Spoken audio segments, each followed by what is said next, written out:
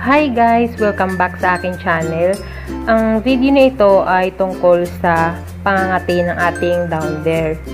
Papakita ko sa inyo kung paano ito gamutin sa napaka-natural na paraan. Kung ikaw ay interesado, just keep on watching. Okay, so paano nga ba natin nararanasan na mangati ang ating down there?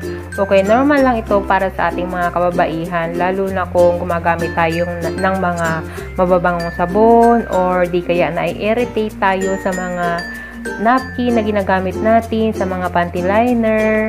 And minsan nagkukos din ng pangangati ng ating down there yung ginagamit nating shampoo, yung ginagamit nating sabon sa mukha or yung mga sabon sa katawan.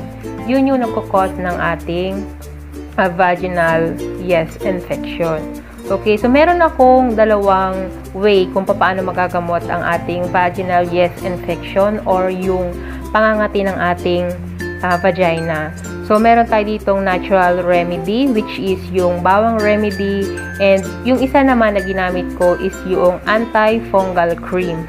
Napaka-effective din niya and mura lang din siya. Mabibili mo siya sa kahit na saang butika. Okay. So, ang sinasabi ko na anti-fungal cream is yung nabili ko sa butika. Ito yung sinasabi ko sa inyo na anti-fungal cream. Ito ay yung Calmosectin cream. Mura lang siya guys. Parang mga less than 50 pesos lang siya sa mga butika. Okay, so itong Calmosectin cream na ito is, yun nga yung sabi ko, anti-fungal cream. Napakagaling niya sa mga makakati, sa mga rashes, sa mga kagat ng insekto. Napakabisa niya. And aprobado para sa akin dahil nagamit ko na nga siya. And hindi lang siya para dun sa mga kagat ng insekto. Napakabisa din ito sa pangangati ng ating down there. Dahil ako nga mismo ay initry ito and super effective naman siya. And yun nga palang pangalawang way kung paano magamot yung pangangati ng ating down there is itong very natural home remedies, which is itong bawang remedy. So, may nag-request na gumawa daw ako ng actual demo kung paano gawin yung bawang remedy. So, ito gagawin ko yung bawang remedy para sa inyo guys. So, sundan nyo lang yung aking gagawin. So, ito nga, isang buong bawang ang aking ipinakita sa inyo. And, super effective niya guys. So, ayan, may bawang tayo dyan. And, kukuha lang tayo ng isang piraso. Yung bawang remedy na yan ay merong dalawang way kung paano yan gamitin. So, basta ipapakita ko sa inyo, kukuha tayo ng isa. Ito yung first step. Kung hindi epekto sa inyo or hindi kayo gumaling sa unang step ng pag-apply ng bawang remedy, so, meron pa namang pangalawang step. Hatiin lang sa gitna ang bawang. Ayan. So, bakit kailangan hatiin sa gitna? Para yan ay lumabas yung natural na katas niya. And, saka mo siya i-apply dun sa parting makakati. Right? Like, for example, yan yung makati.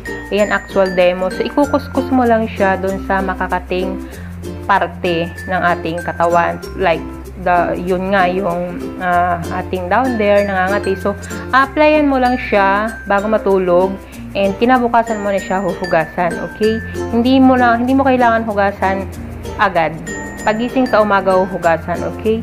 So, proceed na tayo dun sa pangalawang procedure kung paano magamutin or paano natin matitreat yung ating pangangati. So, ito na nga yung bawang remedies or ito na nga yung mag-i-insert ka ng bawang sa ating down there para mas maging effective yung kanyang para mas maging effective. So, actual demo ang aking gagawin kung paano siya gawin at i-insert mo nga siya sa down there. So, kailangan natin ng sinulid and karayom.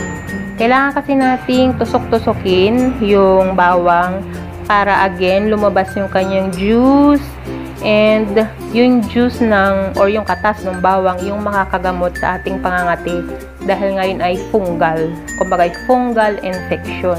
So yan yung ating iti-treat para mamatay yung fungal infection. So ayan, nagpunas na naman ako ng pawis dahil sobrang mabanas, pinatay ko yung electric fan.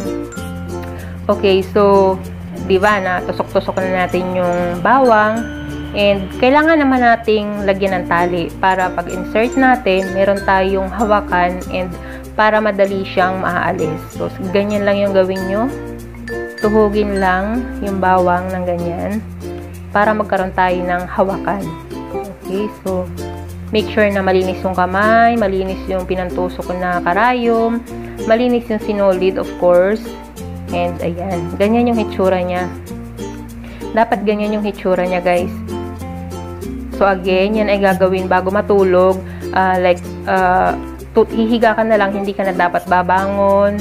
Kailangan nakahiga ka na lang yan. Kasi kapag ginawa mo yan na ikaw ay hindi pa tutulog, napaka-uncomfortable niya kasi i-insert mo siya. So, actual demo, pero hindi naman actual na actual. Like, for example, ganyan. So, i-insert mo lang siya ng ganyan sa loob. Sa loob, guys. Sa loob. Hindi sa labas na ganyan. Kasi pag sa labas na ganyan, mahuhugot siya or kusa siyang lalabas. So, dapat kailangan naka-insert talaga siya, guys. Nakapasok talaga siya sa loob.